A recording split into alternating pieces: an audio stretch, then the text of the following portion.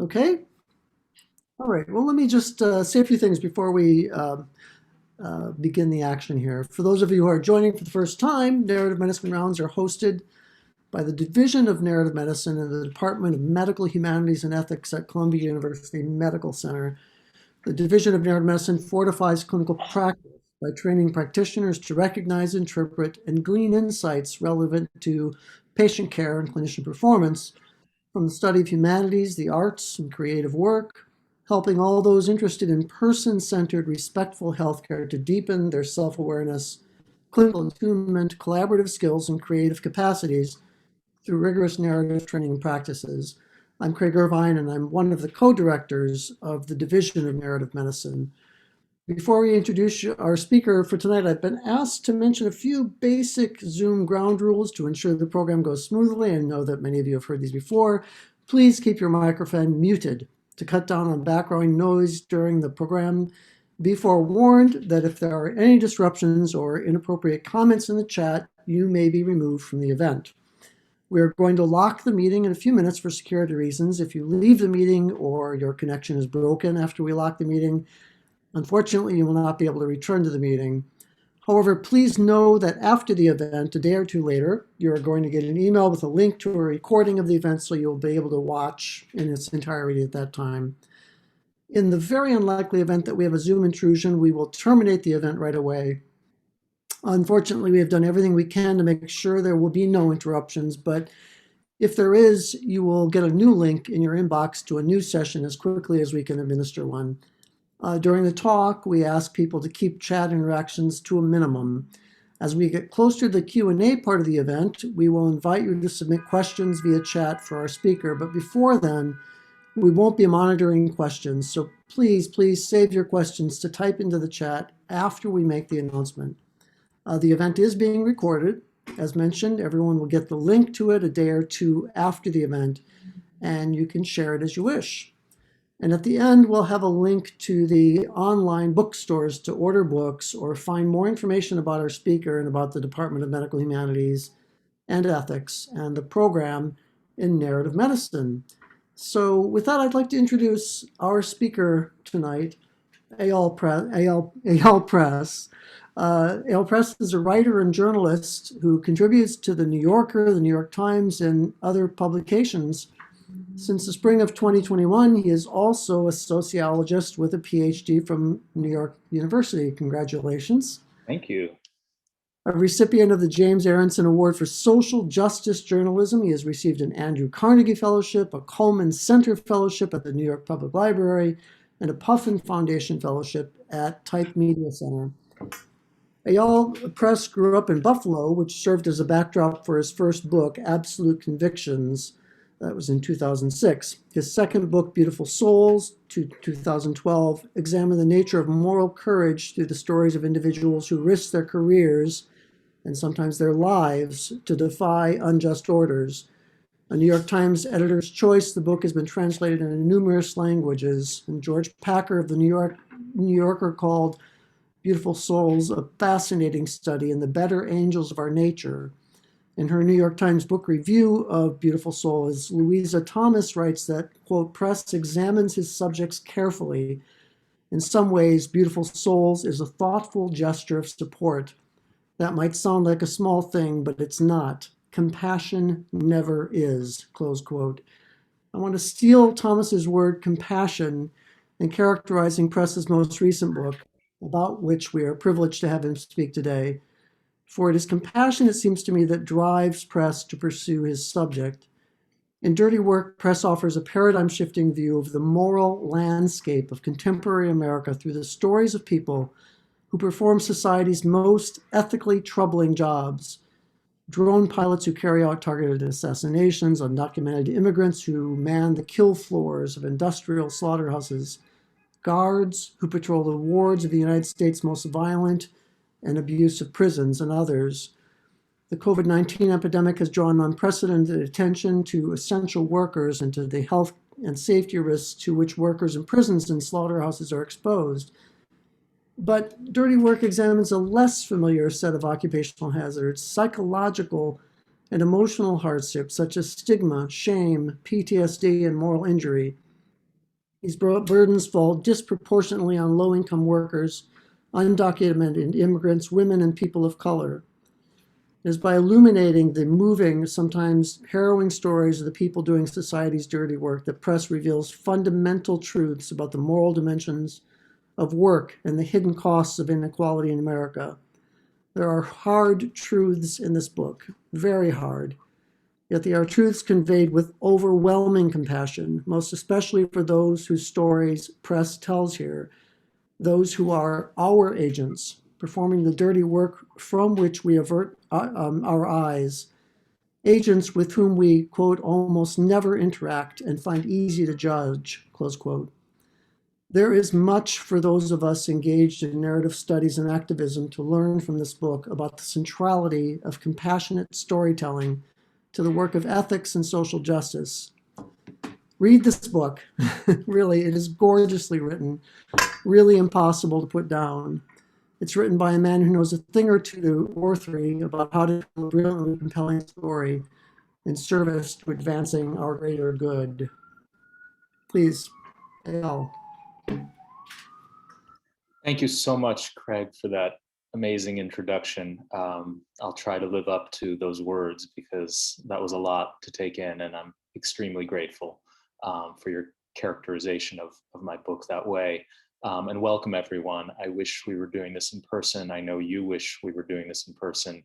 We're all really zoomed out at this point.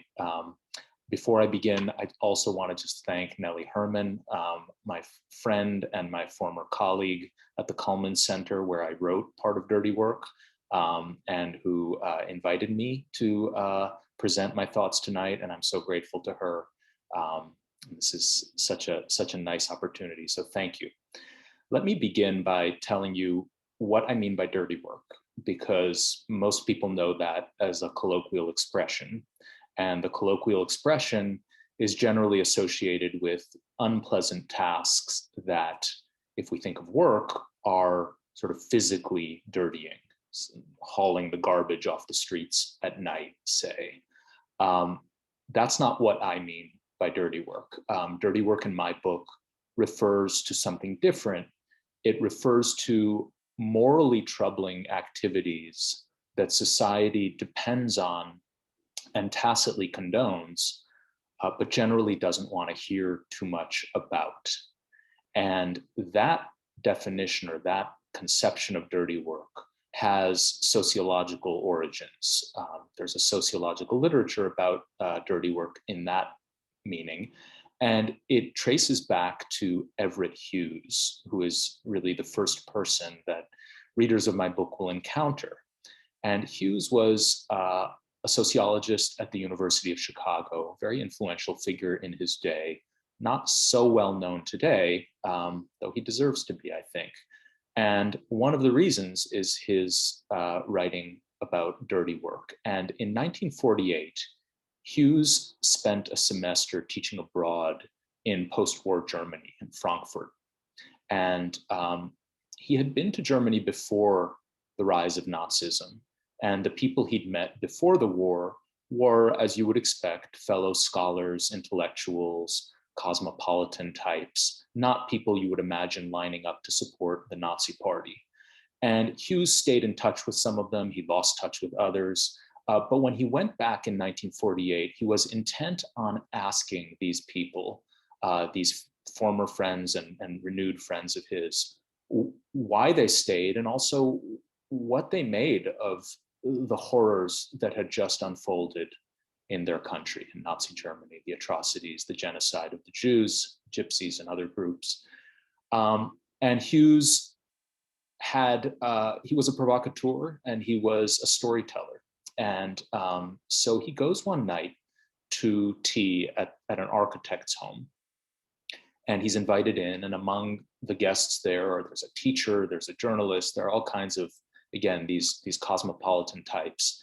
And Hughes decides to bring up the Nazi era and asks his host, what do you make of this?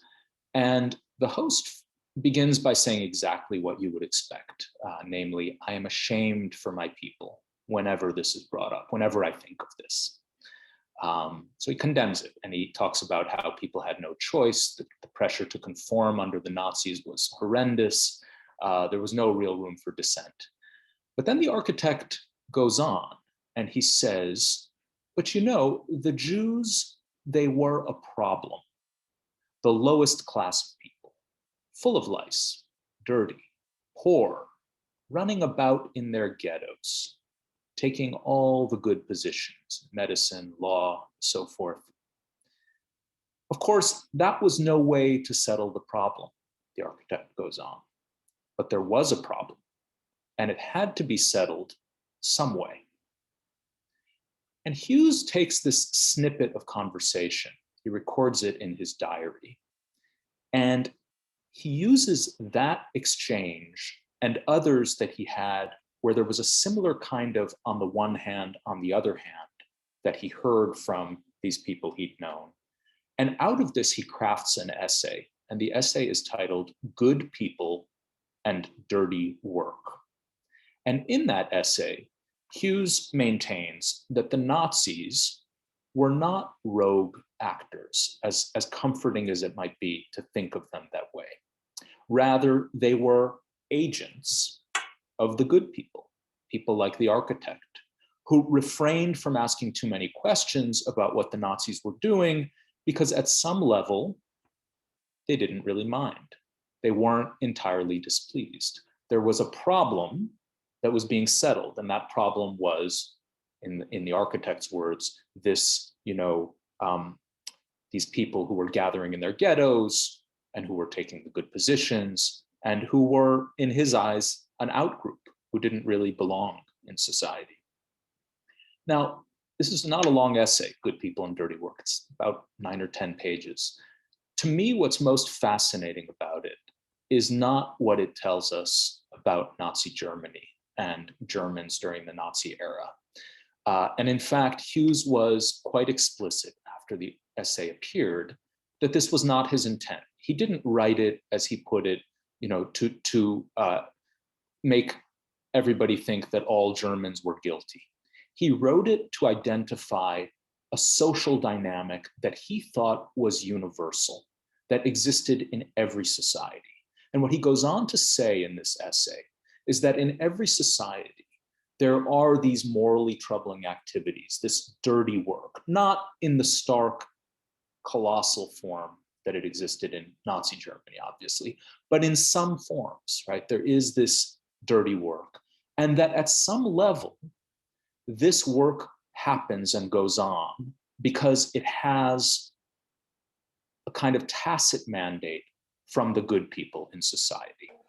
And Hughes put it this way: the question concerns what is done, who does it, and the nature of the mandate given by the rest of us to those who do it. Perhaps we give them an unconscious mandate to go beyond anything we ourselves would care to do, or even to acknowledge. I love that quote, and I particularly love the phrase unconscious mandate, because what Hughes is saying there is not that the good people, the architect he spoke to, explicitly approved of the horrors that were perpetrated in the name of the German people during World War II. And he's not saying that people in other societies would explicitly approve of the dirty work being done in their name.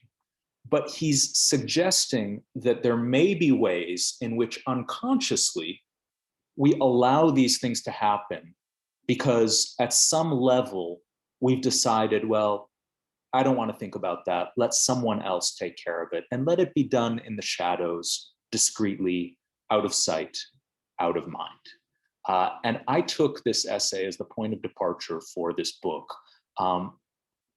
with the goal of asking, what forms of dirty work unfold in this society? Where does this work take place? And what kind of mandate does it actually have from the rest of us? And in addition to all of that, as Hughes himself asked, who does it? And the subtitle of the book mentions inequality and the hidden toll of inequality. And central to my argument in this book is that dirty work in America is organized in a way that both reflects and reinforces inequality. It's disproportionately delegated to people with fewer choices and opportunities. It's not done by society's elites and people with power. And in fact, people with power who are elites not only don't do this work, they generally don't see this work and don't see the people doing it. So who does it? Let me just spend a little time telling you the story of Harriet Krzyzkowski, who is the first main character in the book. And she appears in a section of the book that is about the prison system. It's called Behind the Walls, but that, for our purposes more relevantly, is also about mental health care in this society. Because Harriet is hired to work in 2010 as a mental health aide at a prison in Florida called the Dade Correctional Institution, which is located about 40, 50 miles south of Miami, though I would guess that anyone in this audience who has been to Miami has never been to the Dade Correctional Institution. And if you've driven by it, you probably didn't notice it other than seeing some fences. And that very much is by design. And that very much is how dirty work is kept in the shadows, with fences, with walls, with locations that are remote. Anyway, Harriet goes and works at Dade, and she's not paid much, $12 an hour, but she really needs the job. This is post-recession Florida, which has been hit very hard by the 2008 financial crisis. Her husband is unemployed. They've got 2 young kids. They're living off of some assistance from her mother and also some public assistance, and off of Harriet's $12 an hour job at Dade. And Harriet goes into this job with a pretty conventional and pretty black and white worldview. She thinks that the guards at Dade are the good guys. They're the people who are going to defend her if ever she's in danger. She's a woman working at an all-male prison. She thinks the prisoners are the bad guys. They are people who were convicted of crime, often violent crimes. At the same time, she works in the transitional care unit, which is a unit for people with mental illnesses.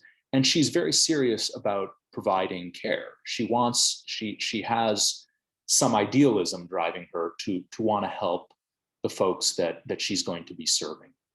And pretty early on, after she starts working there, Harriet starts hearing from the prisoners in the TCU, the transitional care unit, that they're being mistreated. Some of them tell her, I'm not getting meals. They're skipping my meals. And she hears this enough that it starts to seem to her like this isn't just one guy complaining, but it's perhaps a pattern. She witnesses and overhears verbal abuse, pretty awful stuff.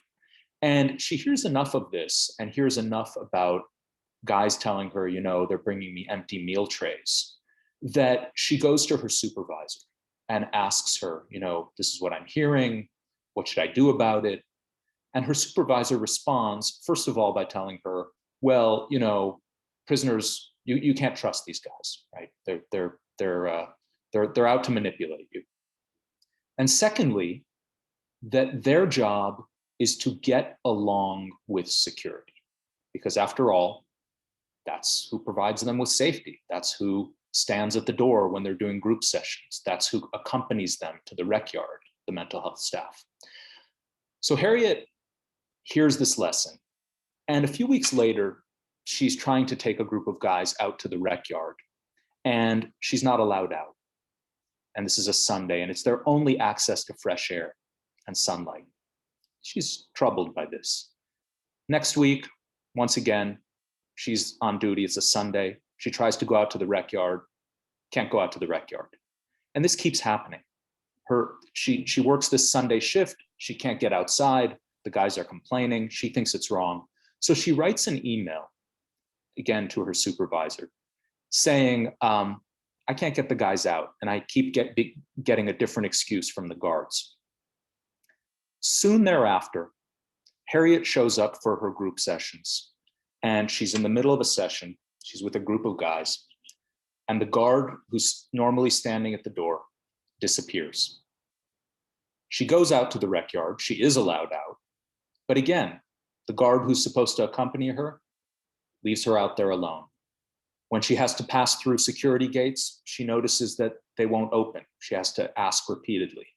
And basically, the guards sent her a message: don't defy us. That little email she wrote was enough to get the guards to retaliate against her, and basically to send her the message, this is our house. And Harriet gets this message. She comes to understand this is not something you do. And in fact, there is one mental health staffer at the prison who does speak out and about what he thinks is abuse. And he ends up getting fired. And that sort of reinforces this lesson, the message that this is their house, not our house. The security staff run the place. And furthermore, that, as Harriet would later put it to me, don't be a witness. Don't watch if you see things that are wrong, because you may then become suspect to the guards. Well, all of this precedes what happens in 2012. Harriet arrives at work one day, and she hears about a prisoner named Darren Rainey, who was, by some accounts, schizophrenic, certainly had mental health issues. He was in the transitional care unit. He was a 50-year-old Black man in jail on a drug charge. And she hears that Rainey fell and died in a shower the night before. And when Harriet first hears this, she thinks, he slipped and fell? He had a heart attack? And a nurse tells her, no, he was locked in that shower deliberately. And in this particular shower, the water temperature and the water flow was controlled from the outside by a group of guards who had basically turned it into a torture chamber, a punishment for some of the men in the TCU. And Rainey is taken to this shower. We don't know exactly what happened, but we do know that he cried for help. He very vocally screamed and tried to get attention. And then, according to several of the prisoners who were there that night, he fell. And the water temperature in that shower, by the way, was 180 degrees. That's the temperature of a cup of tea. So whether it was the steam that built up or the water that directly hit me, something caused him to fall. When his body is taken to the morgue and an autopsy is done, he has burns on 90% of his body. Now, Harriet doesn't know all of this that night, the day after this has happened, but she does know that this was deliberate and that this was not an accident. It was a form of punishment. And she says to the nurse, they're going to get in trouble, these guards. There's going to be a criminal investigation, right? And the nurse says to her, no, they're going to cover this up. And indeed, they did cover it up. And one of the reasons they were able to cover it up, and this is really my interest in Rainey's story, is that no one on the mental health staff reported what was done, what happened, even though many people knew about it. If you go to the National Commission on Correctional Healthcare, which is an offshoot of the American Medical Association, it's pretty clear. The instruction for mental health aides in prisons is that if they're aware of abuse, they should, quote, report this activity to the appropriate authorities. No one at Dade did that. Harriet did not do that. But I think we have to pull back and ask, who is going to do that when the care is unfolding in a prison? When the message, this is our house, has been sent to the mental health staff?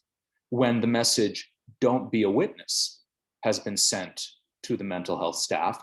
And when, for someone like Harriet, this job is a matter of making ends meet, of supporting her family.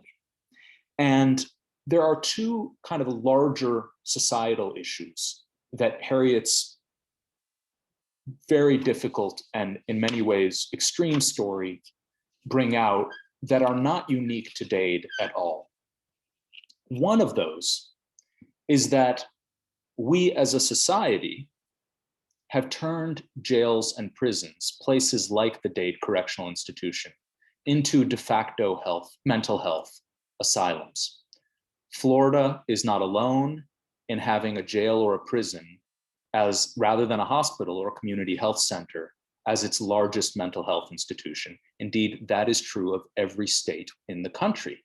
And it's a long story. It goes back to deinstitutionalization and to the aftermath of deinstitutionalization when mental health asylums were closed and shuttered, but the vision of community mental health stepping in to provide people with care and services was never followed through on. There were tax revolts, there was the Reagan administration, there were a lot of forces that coalesced to create the opposite situation. Less mental health services, really nowhere for people like Darren Rainey in particular to go. And as a consequence, mental illness in many communities in this country ends up being criminalized. It's the criminal justice system that ends up siphoning off this population. And to go back to Everett Hughes, settling a problem for a society that didn't actually step up and decide it should be settled in another way.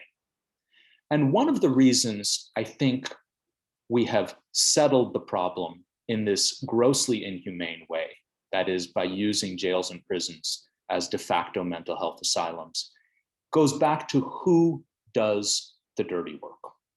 It's not elite psychiatrists with degrees from Yale and Harvard. It's not, folks who have platforms in JAMA or the New York Times or 60 Minutes.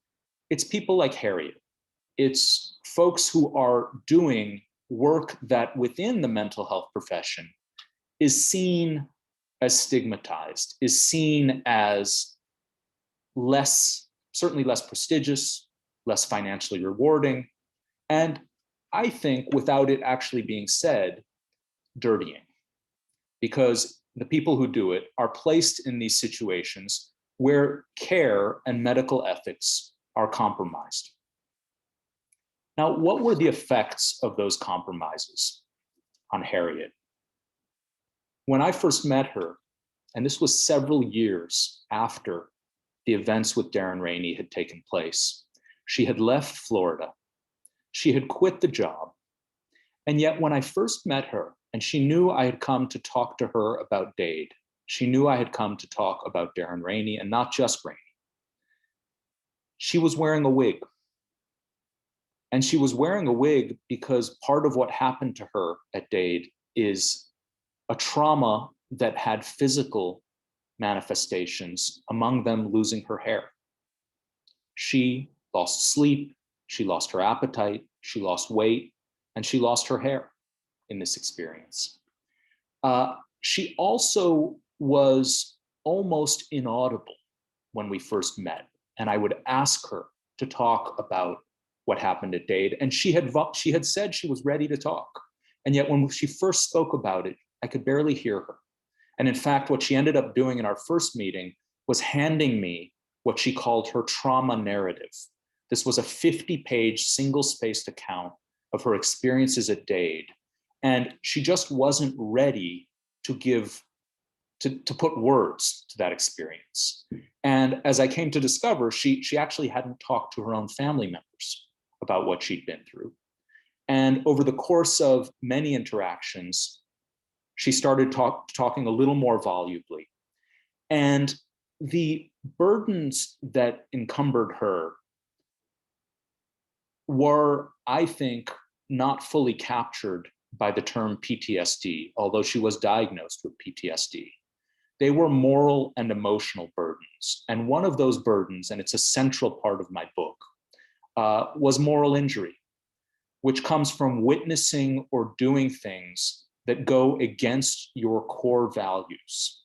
And it's a term that has gained currency among veterans who have returned from war, who have talked about things they witnessed and participated in that in the context of war might have been excusable, but to their own personal ethical code, and certainly outside of war, is not excusable. But this happened to Harriet, and it happens, I would venture, in many jails and prisons, and it happens to many people who do the dirty work in our society in places other than prisons. I look at a number of different cases in the book.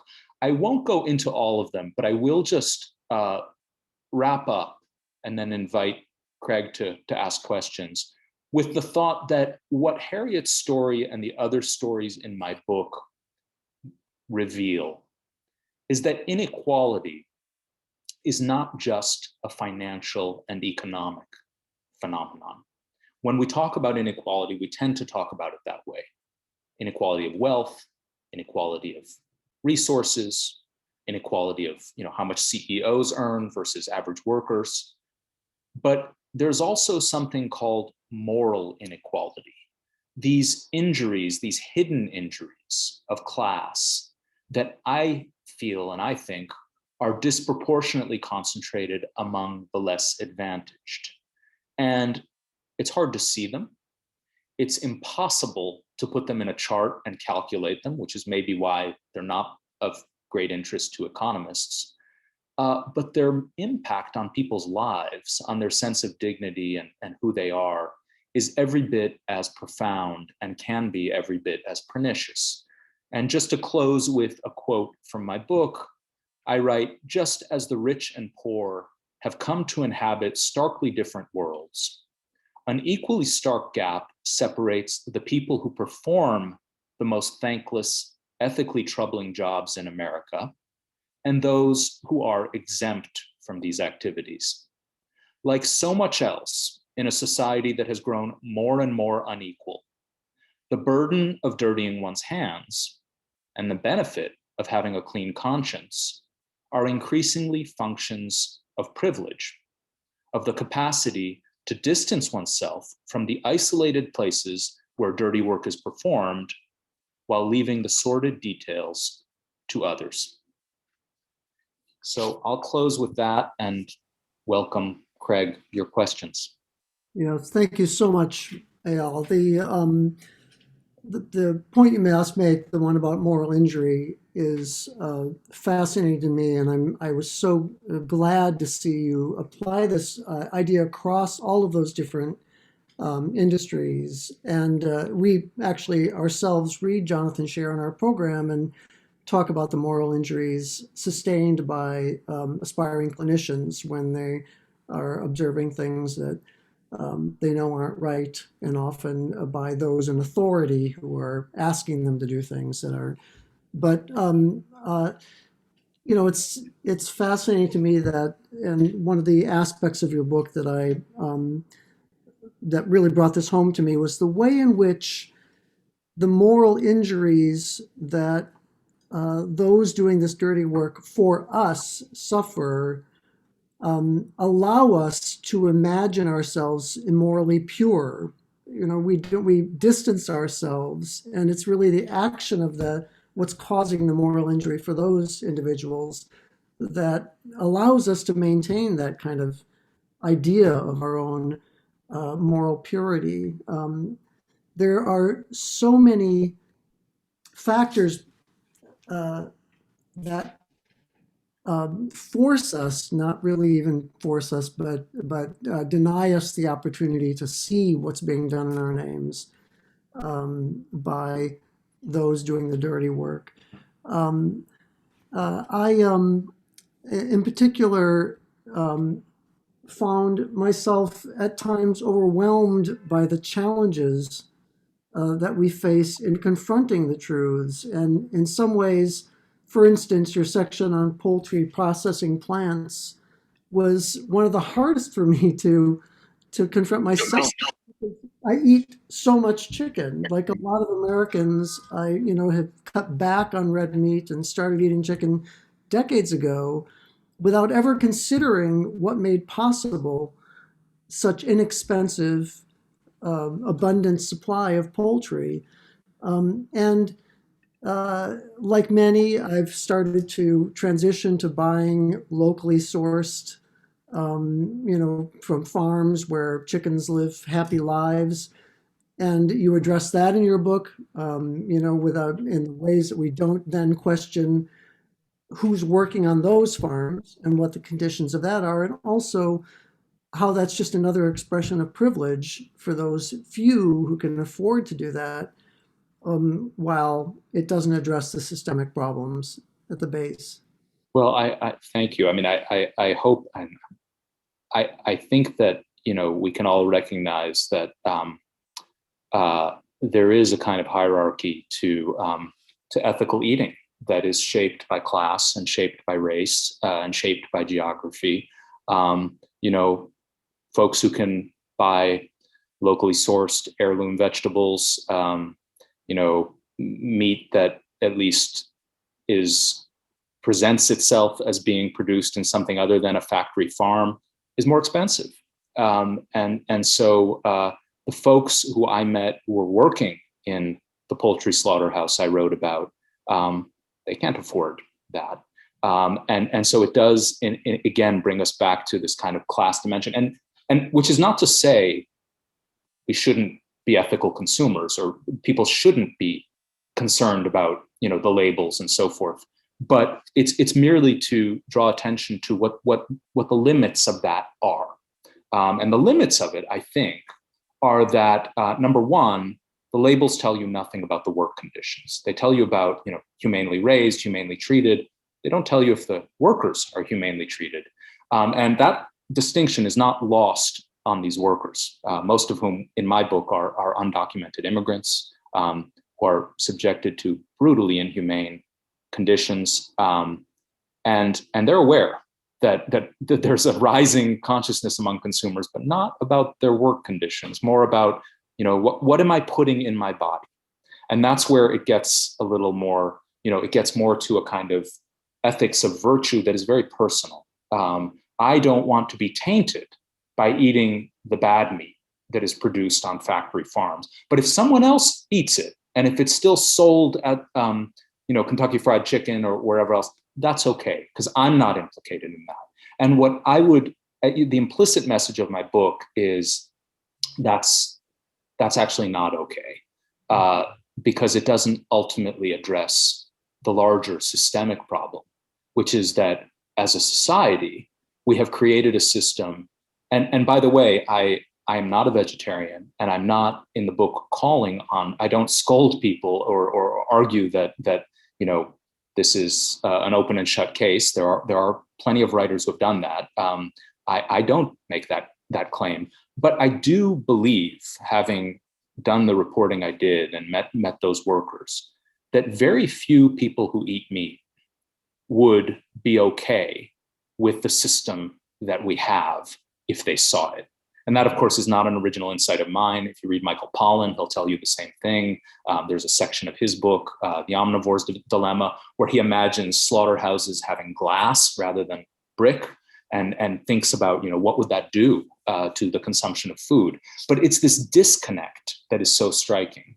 And to me, that disconnect is probably the most troubling thing of all the forms of dirty work that I look at. It's not that there are easy answers to these questions. There are not easy answers to the mental health problem in America. There are not easy answers to how you supply meat to a very large population in an advanced industrial society. There are not easy answers to national security questions and the issues of war and peace that I explore in the drone program. And there aren't easy answers to fossil fuels, which is another section of the book. But the problem, as I see it, is the lack of integrity that comes from completely cutting ourselves off from this work and the places it's done, so that, as you say, some never sweat it and think they're totally disconnected from it, and others are mired in it and are doing it. Yeah, yeah. Al, how many years did you work on this book? Longer than I'd initially planned. I think I started in late 2015, and that's actually when I met Harriet. And I it was somewhat on and off because, like most writers these days, I can't work exclusively on a book unless one's at the Cullman Center. Those opportunities are rare. So I was juggling other things. But the other thing I would say is that this is a book about concealed forms of labor and hidden injuries of class, which I talked about. And the problem with such a subject is that it doesn't unveil itself before you in an easy way. If I had been able to talk to and meet all of the people in my book and just call them on the phone and find them in 3 months, I could have spent a year on the book. But it took a long time to get inside the experiences and the stories of people like Harriet and others, in part because this is all very hidden from us, and their world is separate from the world, that is so often featured on television, and that, there's geographic isolation, there's class, and all kinds of other differences that help it, that remove it from our view. Yeah, that's in fact why I asked the question, because you get so deeply inside those lives, and you follow up years after with Harriet and others. And I imagine over the course of those years, you heard a lot of stories, and you had to make some tough decisions about what you were going to include and what you weren't, whose story, who's not. The evidence is that you chose very well, but that process must also have been very difficult of sort of deciding whose story is going to represent. Absolutely. I think that I feel very, very fortunate that I was able to find people, and I'm deeply indebted to the folks I wrote about, because as the book as is clear from the book, these are not people who spoke to me once for an hour. They really opened up their lives, and that's a huge ask. The thing you just mentioned about which stories to put in and which ones not, I would almost say that's the work. That's the whole of the work. I mean, that not the whole of it, but that's the hardest thing. Yeah. Because you can't put it all in, and if you do, you'll lose the thread. And so to decide what doesn't go in, I think, is every bit as important as deciding what does. And it's hard, because there were a lot of people who opened up to me who aren't in the book. Yeah. We're going to open it up to everyone to put their questions in the chat now. Some of you have started doing that already. So I'm going to start to pull some of those questions. Rita, Sharon posted, please speak to the more sinister implications that the non-dirtied are in fact supporters, maybe even consciously, of the deeply pernicious goals of the prison system, etc. Okay, that's a really important point. I think that my book is, because I sort of took Hughes as a point of departure, my book is addressed to the good people. And what do I mean by that? I mean the same thing Hughes meant. People who have a level of ambivalence, who, when presented with stories like Darren Rainey's and many others in the book, are going to feel discomforted, and at some level are going to have the first response that the architect said: shame. I'm ashamed that this is happening in my society. In the case of the poultry plant, workers who are not allowed bathroom breaks and who end up having to show up at work with an extra pair of pants or sanitary napkins because they're not allowed to take a break because it's the volume of the chicken and the speed of the lines. Very few people that I thought of as reading the book are not going to, at some level, feel discomforted. But the questioner raises a very good point, which is that aren't there people who are not discomforted and who maybe would cheer on the cruelty of the system. I think what I would say to that is, yes, there are. There's not, you can't speak of a uniform public in this regard. And if we've learned anything about America in the last 4 or 5 years, it's that spectacles of cruelty are popular in some places and rouse people. And, that's, you can't make such a generalization. So I very much agree with that. And I think that, in that sense, my book isn't addressing a nuance that is important. On the other hand, I don't believe that my book, and actually I know this because of some of the people who have written to me, whether someone's a Republican or a Democrat, whether they live in the South or on the coasts, whether they went to Harvard or have no college education, I don't believe most people who read the stories in this book will not feel at some level something's gone really wrong. And I can tell you that some of the corrections officers, the prison guards that I write about in the book, are very conservative guys, very conservative. And they have read the book and they completely, they liked the book. They found it very disturbing and upsetting, and it spoke to them. And so make of that what you will, but I think that at a certain level, the assumptions we have about how okay with all of this people would be are questionable. Yeah.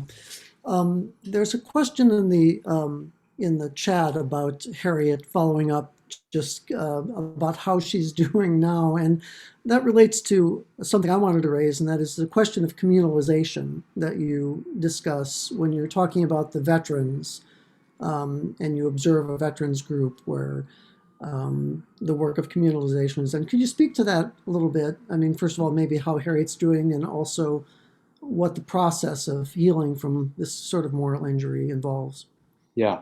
From everything I know, Harriet's doing pretty well. And she has a job that she vowed never to work in a prison again after Dade, which one can understand. But she works with folks who are exposed to high levels of trauma and derives great meaning from it. And one of the most amazing things to me about Harriet and her story is that, as I said, Harriet went into Dade with a very conventional view of who the good guys and the bad guys were. She came out with almost an upside down view. She got very close to some of the incarcerated people at Dade. And one of the things she shared with me were, their diaries, their stories, what they had been through. There wasn't a single man in that unit who hadn't been exposed to severe trauma in childhood and growing up. And Harriet, who herself is a trauma survivor, found herself seeing the humanity of people she went into that job fearing. And she found herself fearing some of the guys that she thought were the good guys. So make of that what you will, but it's quite a fascinating thing. The communalization point is one that I end the book on, and I don't want to spoil the drama of the read for those who will read it. But I do end the book by describing a ceremony that I attended in which a group of veterans spoke about moral injury. And it took place in Philadelphia at the VA Medical Center in a chaplain at the center. And what was most amazing about it is that these veterans spoke, but they had invited members of the community to listen to them. So this distance was suddenly broached, that it wasn't they're on one side, we're just talking among ourselves. It's listen to what we did, and listen to what we did in your name. Because of course, in this society, who fights our wars? It's, as I say in one of the chapters, less than 1% of the population, and a less privileged portion of the population. And so at the end of that ceremony, and there was one veteran in particular, a guy named Andy, who spoke about an airstrike that he had called in the middle of a battle. And when the dust cleared and he could see, he saw that what he thought were enemy forces that had been hit were actually civilians. And it was several dozen civilians. And Andy tells this story, and he's sobbing as he tells this story. And after he speaks, and after the other veterans speak, the members of the audience were called forward, and I was one of them, and we were asked to link arms.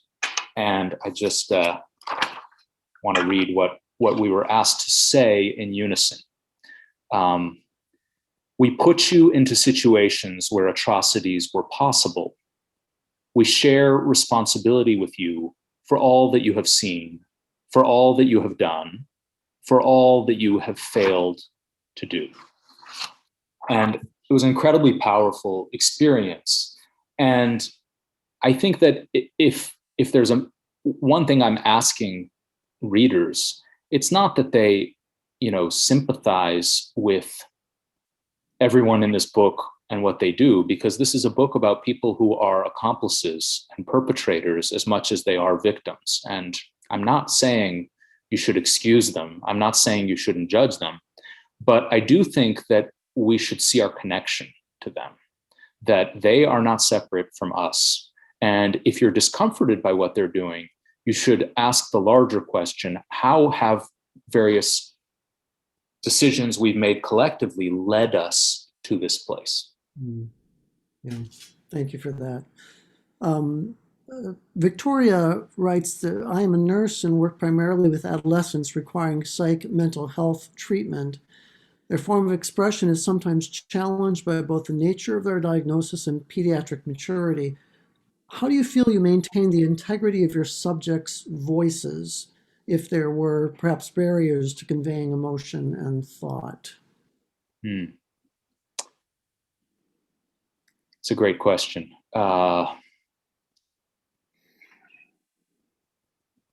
One of the reviews of my book said this, and I think that it is what I relied on, that sometimes when not a lot of words were spoken, there were physical responses given. So in the case of the workers at the poultry plant, there was a language barrier. I was with a translator. They were speaking in Spanish. But the women I spoke to would cry when they described this experience of working in this poultry plant. And that's all one really needed to know what this meant, not in terms of the physical impact of the work, because that's something that is fairly well known, the repetitive strain injuries and so forth, but the assault on their dignity, the fact that they were demeaned and degraded in this job. So, again, with Harriet too, she was inaudible that first meeting, but it was her physical presence that sort of spoke to what she'd been through. Yeah. Have you gotten feedback from the subjects of the book about Harriet and others since its publication? I've gotten a lot of feedback. I will say that a number of people. So I sent the book to everyone I wrote about, and including some of the less central characters. Some of them responded, and some of them I haven't heard from, and that's their prerogative. Yeah, I think I'm being prompted to bring things to a close. It's already 3 minutes to 7. So I want to thank you so much, Eyal, for being here with us today. Much too briefly, but again, I'm a huge fan of this book, of this work. It's important and necessary, and I hope that all of you will take a look at it. Thank you for joining us. Links to where you can purchase Dirty Work are now on your screen. And a recording of tonight's event will be shared later this week via email to all who registered. We hope to see you all in February when we explore the impact of opioid addiction with Patrick Radden Keefe, author of Empire of Pain. In the meantime, have a safe and celebratory winter break, and we'll see you next month. Thank you all for joining us again. Thank you, Eyal, for this.